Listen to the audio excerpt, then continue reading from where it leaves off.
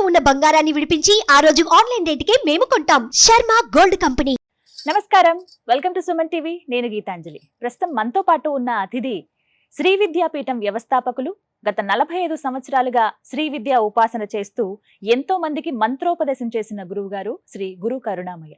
వారితో మాట్లాడి మరిన్ని విషయాలు తెలుసుకుందాం. గురువు గారితో మాట్లాడదాం. నమస్కారం గురువు గారు. నమస్కారం. గురువు గారు, ప్రేక్షకులు అడిగినటువంటి ఒక ప్రశ్న కామెంట్స్ రూపంలో వచ్చింది. భార్య భర్త ఇద్దరు ఎవరో ఒకరికి ప్రతి చిన్న విషయానికి చిరాకు వచ్చేస్తూ ఉంటుంది. ఏమన్నా అడిగినా, ఏమన్నా పని చేయాలన్నా, ఏదన్నా ఒక పని ఇద్దరు కలిసి ఒక నిమిషం కూర్చోవడం అనేది కూడా ఉండటం లేదు ఈ బిజీ లైఫ్లో. ఇలా ప్రతిదానికి చిరాకు పడి కోప్పడే వాళ్ళు అసలు ఇద్దరు కలిసి ఉండేది ఎప్పుడు, చక్కగా కూర్చుని మాట్లాడుకునేది ఎప్పుడు? ప్రతిదానికి ఏదో ఒక డిస్ట్రాక్షన్స్ ఉంటున్నాయి. అసలు ఈ రోజుల్లో ఎందుకు ఎక్కువగా చూస్తున్నాము? ఇలాంటి గొడవలేవి లేకుండా చక్కగా ఒక భక్తి మార్గంలో ఉండాలంటే వీళ్ళు ప్రత్యేకంగా ఏమైనా గ్రంథాలు చదవాలా, ఇవి ఏమన్నా ఖచ్చితంగా నియమాలంటూ పాటించాలా అని చెప్పి చాలా మంది అడిగినటువంటి ప్రశ్న ఇది. వీటికి కర్ణుడి చావు కారణాలు అనేకం ఉన్నాయన్నట్లు చాలా ఉన్నాయి. దేవి అర్గళా స్తోత్రం అని ఒకటి ఉంది. అందులో భార్య లక్షణాలు చెప్తారు. పత్ని మనోరమాం దేవి మనోవృత్తానుసారిణి అంటే భార్య లక్షణం. భర్త ఎలా అనుకుంటాడో దానికి అనుగుణంగా భార్య నడుచుకోవాలి. అలా అంటే మీకు కోపం వస్తుంది అంటే మేము పడి ఉండాలా అని అనుకోవచ్చు. ఆ రోజుల్లో అలా అనుకోలేదు వాళ్ళు. ఇప్పుడు పాండురంగ మహత్యంలో చూడండి, భర్త వేశ్యాలోళ్ళైనా సరే ఇంటికి తీసుకొచ్చినా సరే వండి పెట్టేటటువంటి సహనం ఆ రోజుల్లో ఉంది. ఇప్పుడు అలా ఉండమని నేను అంటలేదు. దాని ఎసెన్స్ నేను గ్రహించి ఇందాక ప్రతి చిన్న విషయానికి చిరాకు పడుతున్నారు. ఉత్తినే చిరాకు పడరు. ఏదో అనుకున్నది బాటిల్ ఇక్కడ ఉండకూడదు, అక్కడ ఉండాలి, మీరు ఇక్కడే పెడతారు. ఎందుకు ఈ బాటిల్ ఇక్కడ ఉంది అనుకుంటాడు. అవతల వాళ్ళు ఏం చూస్తున్నాడు, వీడు చిరాకు పడ్డమే చూస్తున్నాడు కానీ అక్కడ ఉండాల్సిన బాటిల్ ఇక్కడ ఉంది, అది నా తప్పే అని గ్రహించడం లేదు. అంటే రూట్కి వెళ్ళ మూల మంత్రాత్మిక అని లలితా సహస్రనామం చెప్పినట్టు రూట్కి వెళ్తే నేను ఆ పొజిషన్లో ఉంటే, భార్య అయినా భర్త అయినా, ఇప్పుడు మా సంసారం 43 ఏళ్ళు, 46 మా ఆవిడ చూసిందంటే తిడుతుంది, గుర్తులేదా? 43 1981లో అయింది. 43 ఏళ్ళు అయింది. 43 ఏళ్ళు మేము బ్రహ్మాండంగా ఉన్నాము. అంటే దెబ్బలాట్లు లేవా అంటే ఉంటాయి, 100% ఉంటాయి. కానీ ఈ రోజుల్లో వాళ్ళగా విడిపోవడాలు కానీ, మన రోజు దెబ్బలాడుకోవడం కానీ అలా ఉండదు. ఏదో అప్పుడప్పుడు వెరైటీగా దెబ్బలాడుకుంటూ ఉంటాం. అదే కాకపోతే ఏంటంటే మమ్మల్ని రక్షించింది ఏంటంటే నేను ఆ పొజిషన్లో ఉంటే. మొన్ననే నేను పీఠంలో భోజనం చేస్తూ ఉంటే మా ఆవిడ వచ్చారు. వచ్చినప్పుడు మీరు అదేంటిది, మా ఆవిడ భోజనం చేస్తున్నారు మాట వచ్చి భోజనం చేస్తుంది, మీరు ఇందాక కొంచెం ఏదో తిన్నారు కదా, ఆకలి లేదన్నారు కదా అన్న. ఒక్కదారి భోజనం చేస్తావు కదా, నీకు కంపెనీ ఇవ్వాలని అన్నాను నేను. ఈ ఇన్సిడెంట్ చూడండి, ఇలాంటి వాళ్ళ మిమ్మల్ని నేను కసురుకుంటాను అప్పుడప్పుడు అని కళ్ళని నీళ్ళు పెట్టుకుంది. ఇది భార్యాభర్తలు ఉండాల్సింది. అంటే ఏమిటి, అవతల మనలో పరకాయ ప్రవేశం అంటారు కానీ అది చెయ్యాలి మనం. మాంత్రికులు చేసేది కాదు. నేను మీ పొజిషన్లో ఉంటే నేను ఎలా ఉంటాను అలాగే ఉంటాను. సో ప్రతిదానికి చిరాకు పడడము అన్నదానికి బదులు మూలానికి వెళ్ళి ఎవరైనా చిరాకు పడతాడు అది చేస్తే అని ఆ చిరాకు పడడానికి అవకాశం ఇచ్చేటువంటి పనులు చేయకుండా అవతల వాళ్ళు ఉండగలిగినప్పుడు చిరాకే లేదు కదా. కానీ అలా అర్థం చేసుకునేటువంటి మనస్తత్వాలు ఎంతమందికి ఉన్నాయి ఈరోజు? మీకు అత్తారింటికి దారే సినిమా చూసారా? దాంట్లో పవన్ కళ్యాణ్ వాళ్ళని పెళ్ళివని కొట్టేసి నారాయణ చూసి ఈ మధ్యన చాలా కోపం తగ్గిపోయింది కదా నాకు అని అంటాడు. నాకు తగ్గిపోయింది, శాంతం చాలా వచ్చిందండి అంటాడు.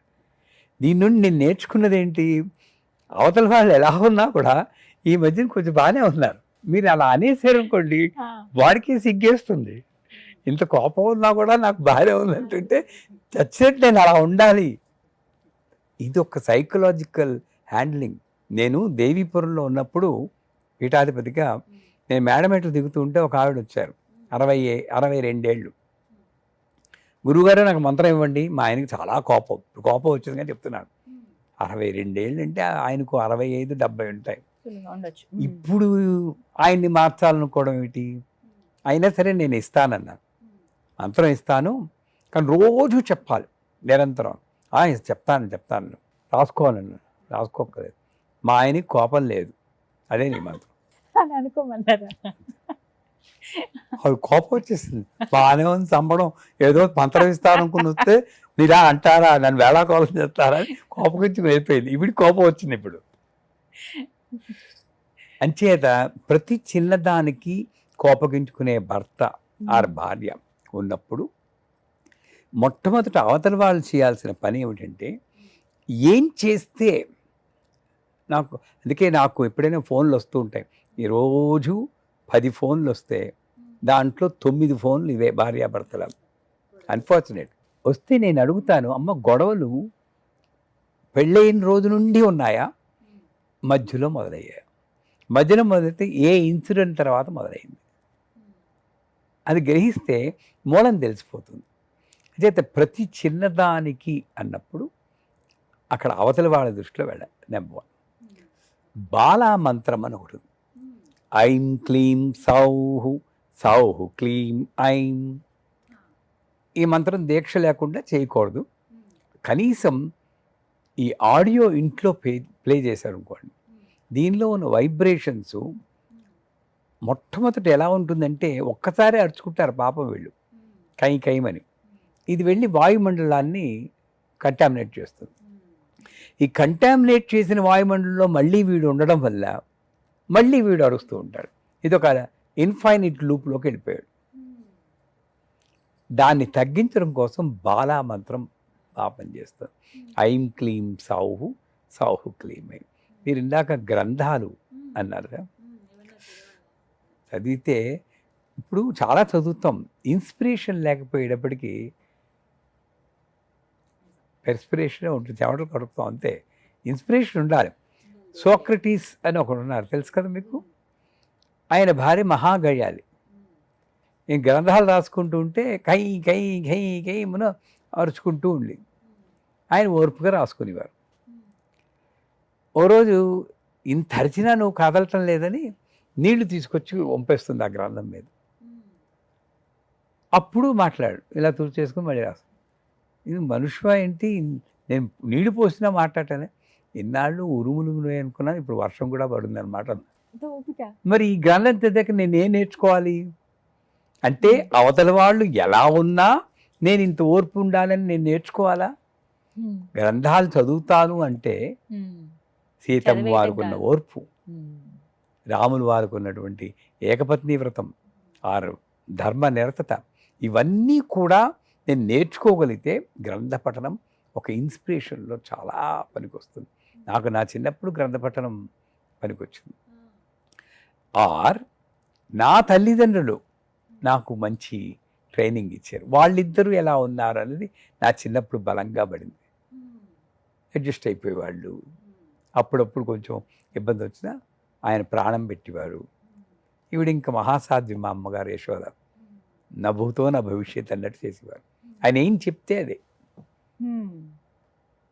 అలా ఉండాలి, వాళ్ళని చూసే మనం నేర్చుకోవాలి. మీరు చెప్తున్నాను, మా వెనకాతల పోర్షన్లోనే మా తాతగారు ఉండేవారు. మా నాన్నగారు ఏదో కోపం వచ్చి మీ నాన్నగారితో మాట్లాడకూడదు అన్నారు. 3 ఏళ్ళు మా అమ్మ మాట్లాడలేదు. నూతి దగ్గర నీళ్లు తోడుతున్నప్పుడు ఆయన నీళ్ళు వస్తే తల దించుకుని వచ్చేది. అది నిబద్ధత. అంటే నేను ఈ రోజుల్లో అలా ఉండమని చెప్పట్లేదమ్మా, కనీసం దాని ఎసెన్స్ తీసుకుని, వాళ్ళు చిరకబడ్డారు కదా నేను చిరాకు పడితే మీరంటూ దెబ్బలాట్లే వస్తాయి. ఉంటే భక్తి మార్గంలో కాస్త ఇద్దరూ కలిపి పూజలు చేస్తే, నేను సాధారణంగా నా శిష్యుల్లో చూస్తున్నాను కదా, ఇద్దరూ కలిపి పూజలు చేసిన వాళ్ళల్లో ఇళ్లల్లో ఇంత పెద్దగా గొడవలు రావట్లేదు. అంటే నేనన్నది ఇద్దరూ ఒకేసారి ఈయన తువ్వాలు కట్టుకుని అగరత్తి వెలిగించి ఇలా చేసి తర్వాత ఆవిడ వంటలను చేసుకుంటారు పూజలు, అవి పనికిరావు. ఇద్దరూ కలిపి పొద్దున్నే లేచి ధ్యానం చేయగలిగితే చాలా వరకు ఈ ప్రాబ్లమ్స్ తగ్గుతాయి. భక్తి లేదా గ్రంథ పఠనం లేదా ఎగ్జాంపులరీ యాటిట్యూడ్ వాళ్ళ పేరెంట్స్ కానీ వాళ్ళు చూపించగలిగి ఉంటే వాళ్ళ వరకు వాళ్ళకుంటుంది. వీటన్నిటికీ తోడు ఇప్పుడు వర్క్ ప్రెషర్ పెరిగిపోయింది అందరికీ. ప్రోడక్ట్ రిలీజ్ అంటారు, రేసింగ్ అన్నమాట, కోరికలు పెరిగిపోయాయి. అవన్నీ కూడా కారణమే. సంపాదన విషయంలో కూడా చాలా ఫైనాన్షియల్ మ్యాటర్స్ అనేవి కూడా చాలా హీరోలు. దేంట్లో పెడితే ఇంకా ఎక్కువ వస్తుంది. మా కాలంలో మా నాన్నగారికి 37 రూపాయలు శాలరీ నా చిన్నప్పుట్ట. దాంట్లో 5 రూపాయలు దాచుకుని ఓ ఇల్లు కొన్నారు తర్వాత ప్లానింగ్ చూడండి. అంటే లిమిటెడ్ డిజైర్స్ ఉన్నప్పుడు హాయిగానే ఉండేది. ఇప్పుడు ఎక్కువైపోయాయి. నేను ఒకసారి చెప్పాను లేదు, 2000లో నేను ఒక అమెరికాలో ఇంటికి గృహప్రవేశానికి వెళ్ళాను. 3 bedroom హౌస్, మిలీనియం ఇయర్ అంటారు కదా, January 1, December 31 నైటు ముహూర్తం. లోపలికి వెళ్తుంటే ఆ ఇంటి యజమానురాలు నా శిష్యురాలు, గురువుగారు విల్లాలో ఉండేట అనుగ్రహించండి గురువుగారు. ఇంకా లోపలికి 3 bedroom వెళ్ళలేదు, విల్లాలో ఉండేటట్టు అనుగ్రహించాలి. వాళ్ళ తమ్ముడు గారికి విల్లా ఉంది అక్కడ, అదే కాలనీలో. మా తమ్ముడికి ఉందండి. మరి ఎంజాయ్ చేయలేకపోతున్నారు. నా కోరికలు మీ సమరైజ్ చేస్తే వీటన్నిటికి కారణం నా కోరికలు పెరిగిపోవడం, ఉన్నదాంతో తృప్తి లేదు నాకు. నెంబర్ 1. నెంబర్ 2, అవతల వాళ్ళ బిహేవియరు నేను ఆ పరిస్థితిలో ఉంటే నేను కూడా అలాగే బిహేవ్ చేస్తానన్న ఆలోచన వెనక్కి వెళ్ళి చూసుకోండి కావలిస్తే. మనం ఎన్నిసార్లు అవ్వలేదు అని ఆలోచించడు.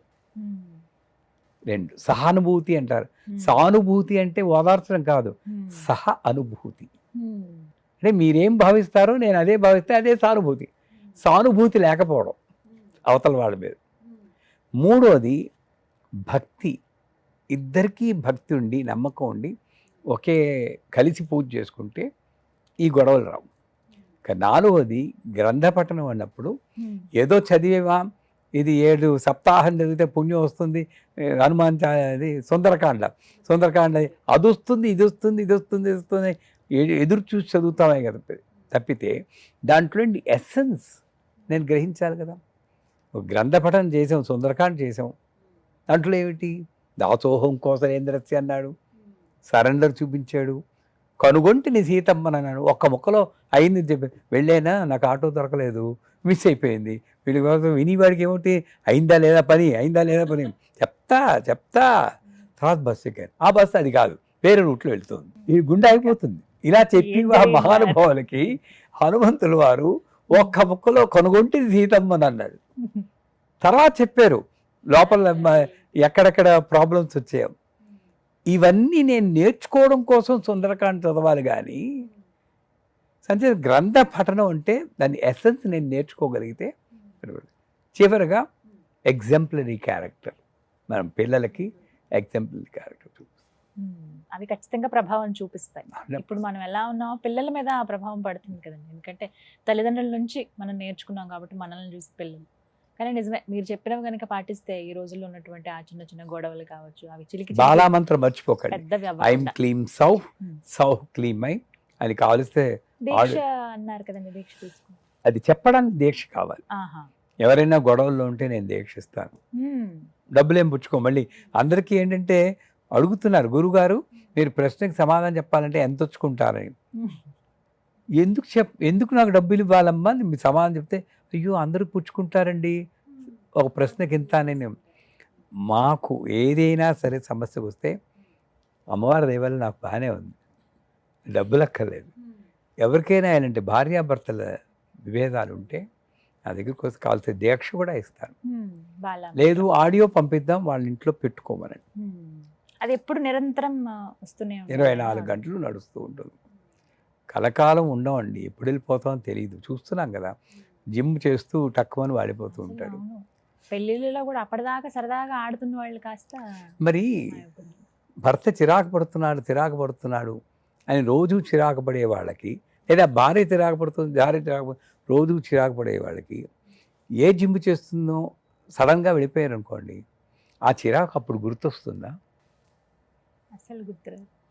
ఎందుకు రాదు? అమ్మయ్య చిరాకు పడి ఆమె వెళ్ళిపోయిందని ఎందుకు అనుకోరు? అంటే నేను టేక్ ఇట్ ఫర్ గ్రాంటెడ్. నేను నా రిలేషన్స్ని నేను టేక్ ఇట్ ఫర్ గ్రాంటెడ్ అని అనుకుంటాం. వాళ్ళు వెళ్ళిపోతే తెలుస్తుంది దాని వాల్యూ నాకు. సో ఆ మూమెంట్ రాకుండా నేను ఉన్నప్పుడే పోన్లే, అందరూ తప్పులు చేస్తారు, నేను చేస్తాను, ఆవిడ చేస్తున్నాను అన్న అడ్జస్ట్మెంట్ తోటి వీళ్ళు వెళ్ళగలిగితే, లేకపోతే అర్థం లేదు. వాళ్ళు వెళ్ళిపోతే బాధపడడంలో అర్థం లేదు. ఉన్నప్పుడేమో కైమని కొట్టుకుని వెళ్ళిపోతే తర్వాత ఏడిస్తే బాధపడి. ఏంటి? ప్రయోజనం ఉండదు కదా. ఇవన్నీ సైకలాజికల్గా నేను ఆలోచిస్తూ ఉన్నంతకాలం నేను హ్యాపీగా ఉందాం. ఇది నేర్చుకోవాలి. చాలా చక్కగా వివరించారండి. ధన్యవాదాలు.